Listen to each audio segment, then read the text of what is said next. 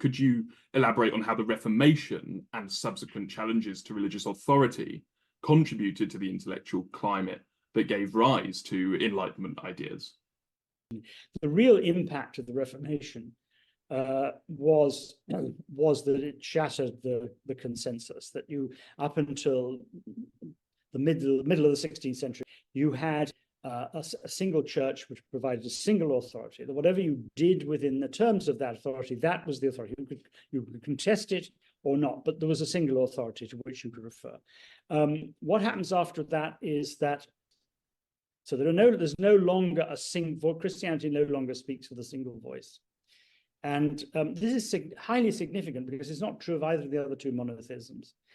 Yes, I mean, you could say that Islam is divided into Sunni and Shia.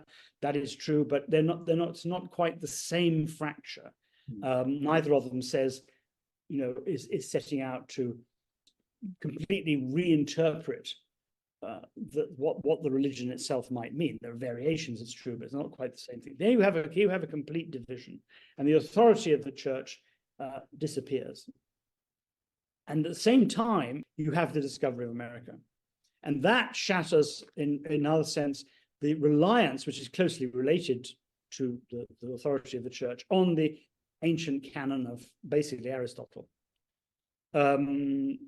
So, there's a moment when a Spanish Jesuit is sailing to the New World, and he sits on the prow of the ship and says, "According to Aristotle, I should not be here."